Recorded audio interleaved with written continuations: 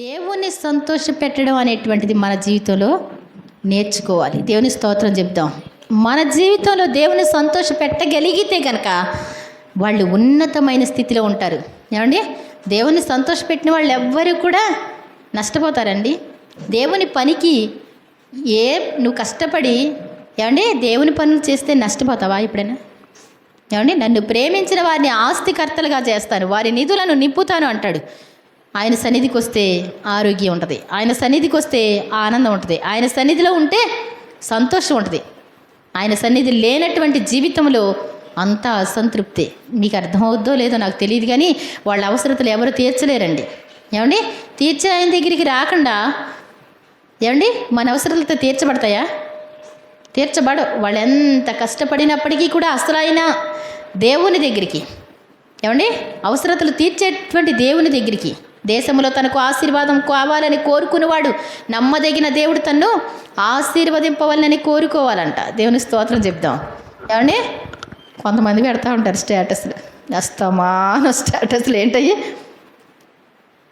మనుషులు నమ్ముకుంటే మనకు సాయపడేవాళ్ళు లేరు, అది లేరు. ఏమండి, ఆ యదవ సోదులన్నీ వింటే నాకు చాలా చిరాకు అనిపిస్తుంది. బైబిల్ చదువుకోవచ్చు కదా. ఏమండి, నువ్వెవరికి చేస్తున్నావు? నువ్వేమైనా హెల్ప్ చేస్తున్నావు ఎవరికైనా? ఏమండి, నువ్వెవరికే హెల్ప్ చేస్తున్నావు చెప్పు నాకు.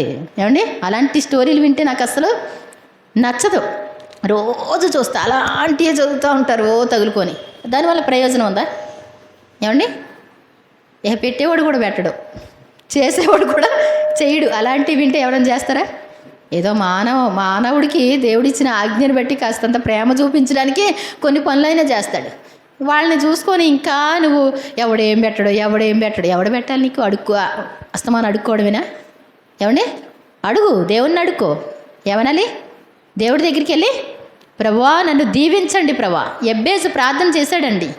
ఏమండి, ఎబ్బేజు మొదటి దినవృత్తాంతాలు 4:9 ఉంటుంది. నా చాప్టర్ అది కాదు కానీ, ఇప్పుడు టాపిక్ అది కాదు కానీ, ఏమండి ఎబ్బేజు ప్రార్థన చేశాడంట. తన సహోదరులందరికంటే ఘనము పొందినవాడు ఆయన. దేవుని స్తోత్రం చెప్తాం. ఎవడైనా దేవుని దగ్గరికి వచ్చి అడిగితే, దేవుని సన్నిధిలో మొరపెట్టుకుంటే, దేవుని సంతోషపరచగలిగితే, ఏమండి స్తుతియాగం అర్పించేవాడు నన్ను మహిమపరుస్తున్నాడు. నువ్వు దేవుని సన్నిధికి వచ్చి పాటలు పాడి దేవుని స్తుతించావనుకో, ఆయన ఏం చేస్తాడు? నిన్ను ఆరోగ్యం వస్తుందండి, సంతోషం వస్తుందండి. పాటలు పాడాలి రోజు కూడా. పక్షులన్నీ ఇంత చిలకలే అవి. ఏమండి, పక్షులు అంత చలాకీగా హాయిగా రివ్వును ఎగురుతూ ఉన్నాయి అంటే అర్థం ఏంటి? అవి రోజు దేవుని స్తుతిస్తాయంట. వాటికి కడుపు నిండా మేత పెడతాడు, మంచి ఆరోగ్యం ఇస్తాడు దేవుడు. అర్థమవుతుందండి? ఆకాశ పక్షులను చూడండి, అవి విత్తవు కోయవు కొట్టల్లో కూర్చుకున్నవు, ఆయన్ను మీ పరలోక తండ్రి వాటిని పోషిస్తున్నాడు. ఎందుకు పోషిస్తున్నాడు? అవి కూడా ప్రార్థన చేస్తూ ఉంటాయి, స్తుతిస్తూ ఉంటాయి, ఘనపరుస్తూ ఉంటాయి. ఏమండి,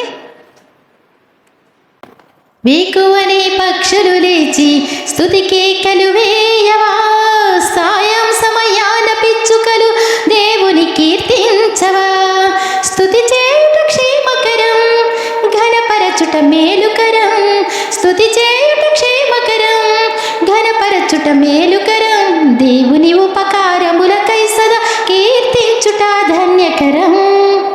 ఏమండి, దేవుని ఉపకారాలని మనం ఏం చేయాలంట? ప్రతిదానికి దేవుని స్తుతించాలంట. ఆయన్ని స్తుతించే వాళ్ళంటే ఆయనకి ఇష్టం, ఆయన్ని ఘనపరిచే వాళ్ళంటే ఆయనకి ఇష్టం.